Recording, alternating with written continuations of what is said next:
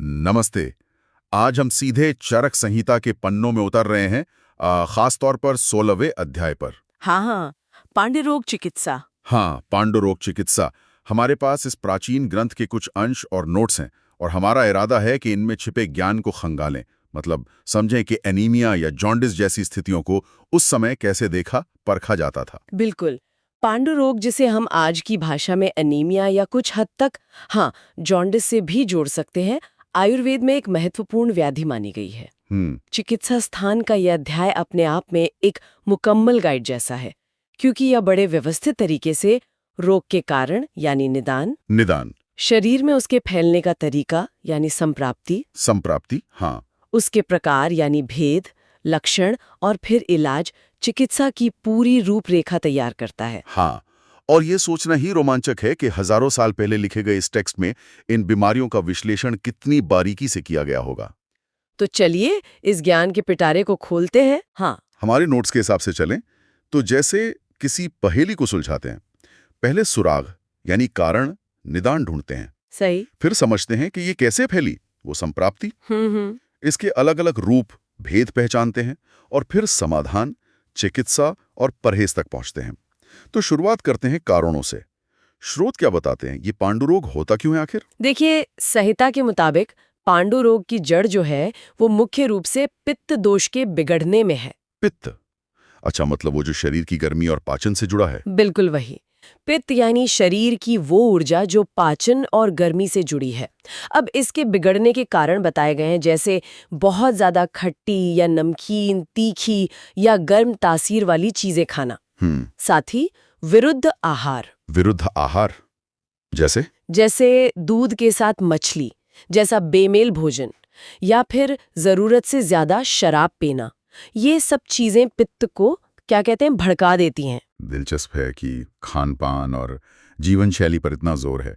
ये बातें तो आज भी उतनी ही मायने रखती हैं, है ना? बिल्कुल। क्या सिर्फ खान पान ही वजह है या और भी कुछ है इसमें? नहीं, खान पान तो एक बड़ा हिस्सा है, पर अकेला नहीं। दिन में सोना। अच्छा। हाँ, दिन में सोना, क्षमता से ज्यादा कसरत करना या शरीर के जो प्राकृतिक वेग हैं जैसे मलमूत्र, उनको रोकना, ये आदतें भी पित्त को असंतुलित करती हैं। एक और खास कारण का जिक्र है मृद भक्षण यानी मिट्टी खाना, जो अक्सर बच्चों में देखा जाता है। अच्छा, हाँ। और हाँ, अगर कोई पहले से किसी लंबी बीमारी से जूझ रहा हो तो वो भी पांडुरोग की वजह बन सकता है। ये सब मिलकर पित्त को दूषित करते हैं। तो ये कारण पित्त को बिगाड़ देते हैं। अब सवाल उठता है कि ये बिगड़ा हुआ पित्त शरीर में पांडुरोग को जन्म कैसे देता है? इसकी प्रक्रिया क्या है, वो जैसे संप्राप्ति कहते हैं? हाँ, संप्राप्ति।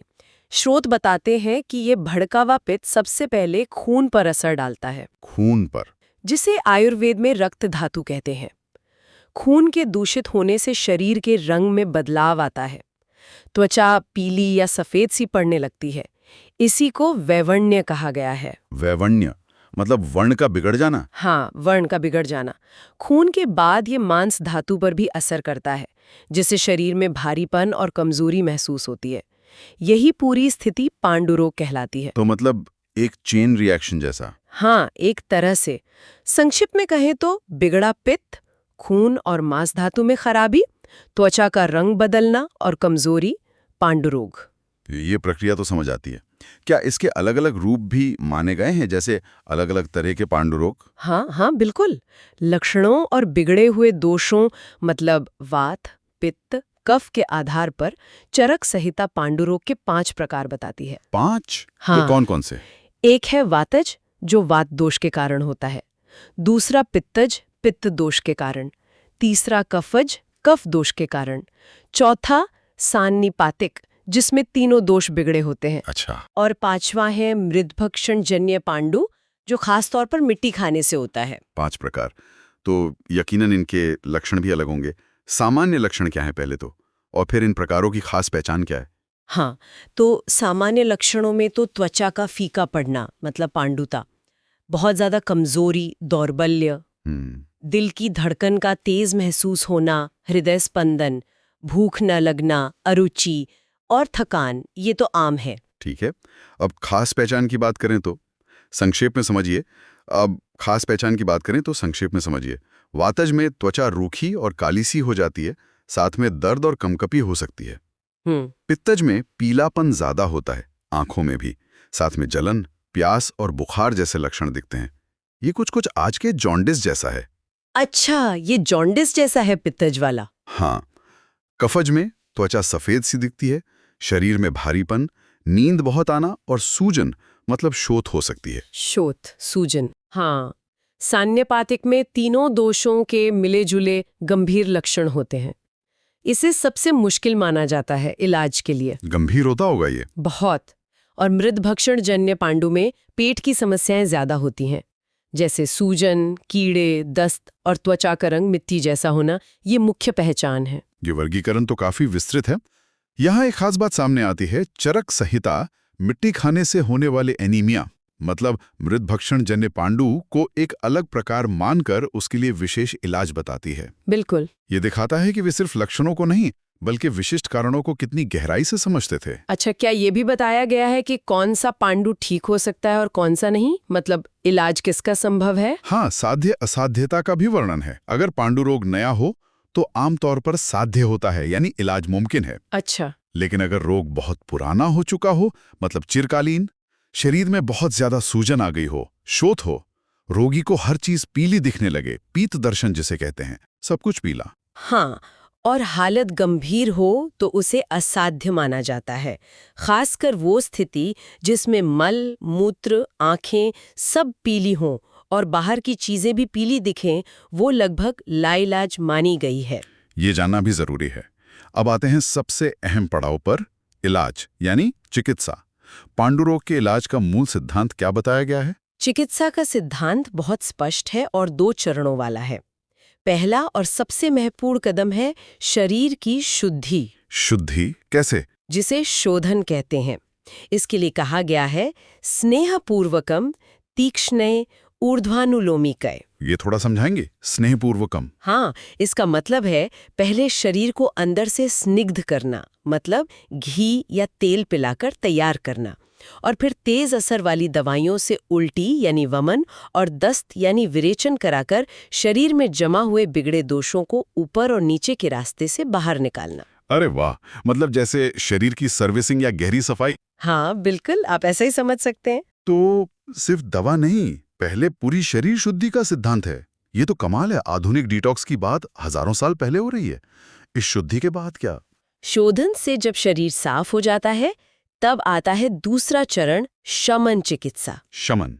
इसमें ऐसी दवाइयों का इस्तेमाल होता है जो बीमारी को शांत करें। पांडु रोग में खास तौर पर कड़वे मतलब तिक्त और तीखे मतलब कटु स्वाद वाली जड़ी बूटियों पर जोर दिया गया है। कड़वी और तीखी? हाँ। क्यों? क्योंकि ये दवाइयाँ पाचन अग्नि को सुधारती हैं, खून बनने में मदद करती हैं और जो थोड़े बहुत दोष बच गए हैं उन्हें शांत करती हैं। ये तो हुआ सामान्य इलाज का तरीका। आपने वो मिट्टी खाने वाले पांडु का जिक्र किया था, मृदभक्षण जन्य पांडु। क्या उसके लिए कोई खास इलाज बताया गया है? हाँ, मृदभक्षण जन्य पांडु का इलाज थोड़ा अलग है। इसमें भी पहले शोधन पर ही जोर है ताकि पेट में जमा मिट्टी बाहर निकल जाए। पहले सफाई? हाँ, उल्टी या दस्त से। इसके बाद कड़वी, तीखी और क्षार यानी एल्कलाइन गुणों वाली दवाइयां दी जाती हैं। क्षार? हाँ, और गोमूत्र का प्रयोग खास तौर पर बताया गया है। गोमूत्र? क्यों? क्योंकि ये सफाई करने और अंदर से खुरचने, जिसे लेखन कहते हैं, उसका काम करता है। साथ ही पाचन बढ़ाने वाली दवाइयां दी जाती हैं ताकि पेट के कीड़े खत्म हो और पाचन सुधरे। मुख्य लक्ष्य पेट और आंतों से मिट्टी को पूरी तरह हटाना है। गोमूत्र का प्रयोग ये वाकई अनोखा है। चलिए अब कुछ खास दवाइयों पर बात करते हैं जिनका जिक्र इन नोट्स में है। एक नाम है नवायस चूर्ण। ये क्या है और इसमें क्या खास है? नवायस चूर्ण पांडु रोग की एक बहुत जानी मानी दवा है। नवायस का मतलब ही है नौ यानी नव, घटक जिसमें अयस यानी लोहा मुख्य है। 9 घटक? अच्छा, कौन कौन से? इसके 9 घटक हैं, सोंठ, पिप्पली, मरीच। ये तीनों मिलकर त्रिकटु कहलाते हैं। त्रिकटु? हाँ। फिर हरड़, बहेड़ा, आंवला, ये तीनों त्रिफला। त्रिफला भी पता है। फिर नागरमोथा, वायविडंग और चित्रक मूल। ये 8 जड़ी बूटियां हो गई। 8 हो गए। नवा? नवा और सबसे महत्वपूर्ण घटक है लौह भस्म। लौह भस्म मतलब आयरन। हाँ, खास तरीके से शुद्ध और तैयार किया गया आयरन जिसे शरीर आसानी से इस्तेमाल कर सके। लौह भस्म इन सबको बराबर मात्रा में लेकर बारीक पाउडर बनाया जाता है। और इसे इस्तेमाल कैसे करते हैं, लेना कैसे है? इसे शहद और घी के साथ मिलाकर लेने को कहा गया है, दिन में 1 या 2 बार। पर ध्यान ये रखना होता है कि शहद और घी बराबर मात्रा में न हो। अच्छा, ये जरूरी है। हाँ, आयुर्वेद में सम मात्रा में शहद और घी को विरुद्ध माना जाता है। यह योग पाचन सुधारने, खून बढ़ाने और पांडु के लक्षणों को कम करने में मदद करता है। ठीक है, ये नवयास चूर्ण हुआ। एक और मशहूर नाम दिख रहा है, मंडूर वटक। इसके बारे में क्या जानकारी है? मंडूर वटक भी पांडु और खासकर उससे जुड़ी सूजन यानी शोथ की बहुत कारगर दवा है। मंडूर कहते हैं पुराने शोधित लौह किट को। लौह किट मतलब लोहे का मैल। हाँ, एक तरह से लोहे का मैल या जंग जिसे खास प्रक्रिया से शुद्ध किया गया हो। इस दवा का मुख्य घटक मंडूर भस्म ही है। अच्छा। इसमें मंडूर भस्म के साथ पुनर्नवा, त्रिकटु, त्रिफला, विडंग, चित्रक जैसी कई महत्वपूर्ण जड़ी बूटियों का मिश्रण होता है। इसमें भी काफी जड़ी बूटियां हैं। हाँ, और खास बात यह है कि इन सबको गोमूत्र में पकाकर फिर गोलियां यानी वटी बनाई जाती हैं। फिर से गोमूत्र? हाँ, यह दवा लिवर और स्प्लीन पर बहुत अच्छा काम करती है। खून बढ़ाने और सूजन घटाने में मदद करती है। गोमूत्र में पकाना, ये प्रक्रिया बार बार आ रही है, लगता है इसका कोई विशेष महत्व है? बिल्कुल, शोधन और दीपन पाचन गुणों के लिए। एक और योग का जिक्र है, गौमूत्र हरित की। ये क्या है? हाँ, गौमूत्र हरित की भी एक तरीका है। इसमें हरित की यानी हरड़ के पाउडर को गौमूत्र में भिगोकर रखा जाता है, फिर सुखाकर इस्तेमाल किया जाता है। ये भी शरीर की सफाई और पाचन सुधारने का काम करता है।